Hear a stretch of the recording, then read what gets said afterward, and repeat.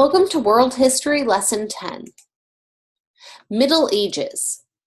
Our lesson objectives are: identify groups and individuals directly involved with Rome's collapse, identify the various cultures of these groups and their influences on the fall of the Roman Empire, explain the reasons for the decline of Rome, identify the changes in Europe due to the fall of the Roman Empire, identify the origins of feudalism, explain how and why the church played such a significant part during this period, explain the ways that the church influenced thinking and behavior during the feudal period.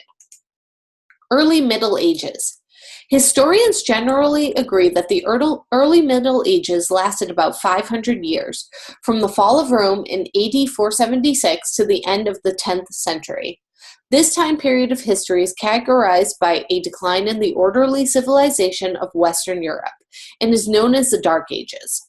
From the early Middle Ages, historians agree that Western Europe passed into the late Middle Ages, which lasted about 300 years. During the first period of the Middle Ages, the population of Western Europe declined for various reasons. The primary reason for the population decline due to this continuous fighting amongst the tribes in Western Europe, such as the Huns, Lombards, Gauls, Franks, Saxons, and Ostrogoths.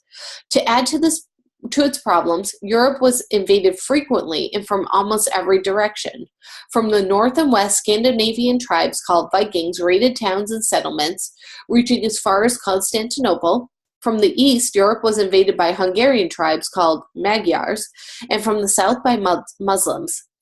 Another reason for the decline in population was the spread of disease. Unlike the Romans, who believed in frequent bathing in bathing halls, the barbarian tribes in European towns did not. Many early European settlements thought the bathing halls of Rome were decadent and unchristian. Unsanitary living caused the spread of disease, and the death rate climbed.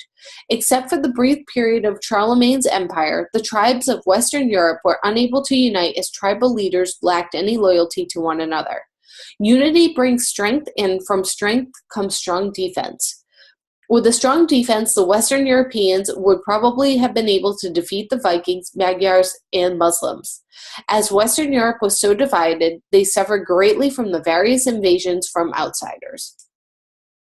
Fun fact: one of the earliest versions of the London Bridge was destroyed in 1014 when the Saxons rode up the Thames River, tied ropes to it, and pulled it down. This helped the Saxon region, London, for the Anglo-Saxon king against the Danes. It is possible that this event may have been the inspiration for the nursery rhyme, "London Bridge is falling down." The feudal system.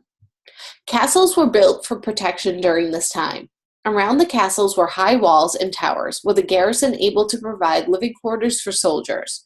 Usually a moat was built around the outside of the castle to prevent attacks from using siege weapons. Peasants, called serfs, worked the farmlands and surrounded the castles for their protection. The serfs gave a share of their produce to their leader, who was called the lord. In return, the peasants were given protection within the walls in case of attack. For defense of the castle, the lord hired professional soldiers called knights or vassals. In return for defending the castle, the knights were given a place to live and food to eat. A lord could also grant his vassal a fief or estate that could range from a few acres to hundreds of square miles in exchange for service or loyalty. The area on which the castle and farmland were located was called the manor. The entire manor consisted of a manor house and land farmed by the serfs. People on the manor needed no outside assistance for support. All the necessities of life, like food, clothing, and shelter, were provided. The manor's political and economic system of lord, vassal, and serf became known as the feudal system. In certain areas, powerful lords became kings. Under the feudal system, it was difficult, if not impossible, for people to rise above their place in life. A serf's children would be serfs. Because feudalism required that all vassals swore allegiance to their lords and all lords swore allegiance to their king, the feudal system was one of social, economic, and political dependence. What was everyday life like during the early Middle Ages? When Charlemagne's empire was divided, public road building stopped. Bridges were not kept in good condition. Most of the people were insecure. All of this was a direct result of the constant warfare. Communication among the various manors almost stopped, and there was little trade among them because of the danger of traveling. There was almost no education. Many people, including the leaders, were illiterate. In order to fully understand the entire feudal age, it is important to recognize the role the Church played during this period. The Roman Catholic Church also participated in the feudal system. The majority of schooling that occurred during the entire Middle Ages was through the Church. Monks formed study groups, further experimented in Greek and Roman ideas, and copied records and reports. The church also owned manors just like the lords. Serfs worked the land, the vassals fought to protect it. For the common people, the Church of the Middle Ages represented a place to escape from the turmoil of their everyday lives. It gave to them who needed it a sanctuary or safe place. The church taught people to work hard, remain peaceful, and accept their roles in life. The church taught that if you obeyed its religious teachings, you would go to heaven. Those who disobeyed the church were excommunicated or cut off from the church and its followers. Late Middle Ages. As the invasions into Western Europe slowed, life began to change. The feudal system was well established and provided a degree of protection and stability for its people. The church had established itself as the most important part of the lives of the people. The most powerful lords became kings and had less wealthy lords ally with them. A direct result of the decline of the invasions was an increase in population and trade. With the increase in population came the rising importance of cities and towns. A new class of people called merchants appeared and were responsible for trading goods from city to city. Within the city, guilds appeared to answer the demand of tradable goods. A guild is a system in which a person learns a trade, as in unions today. Some guilds were composed of merchants, traders, and craft workers. The middle class, or bourgeois, emerged as an important group. Communication increased between cities and towns because of safer travel.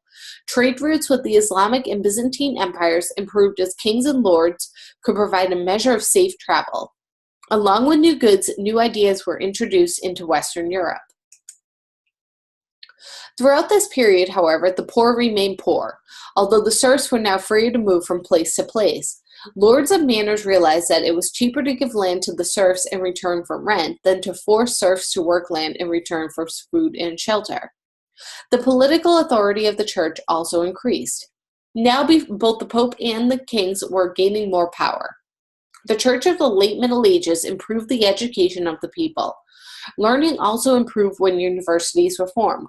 One of the first universities was established in Bologna, Italy, around 1158. Achievements were made in literature, history, science, and other educational subjects during the late Middle Ages. The late Middle Ages saw the return of town life, an increase in trade and communication, and the gradual decline of the manor system. Education, especially through the church and merchants from outside Western Europe, contributed to the changes in Europe. What's next? Take the time to go back and review the lesson on your own. After your review, complete the lesson review for the lesson and submit for grading. Remember, your submission should follow all the rules for standard written English. All submissions must be written in your own words and sources used cited at the end. How to cite a source in APA format. When you reference a source within an APA-style paper, whether it is using a direct quote, repurposing an image, or simply referring to an idea or theory, you should insert an in-text citation, the author's surname and the date of publication within parentheses, straight after a direct quote. The URL citationmachine.net will assist you in creating citations.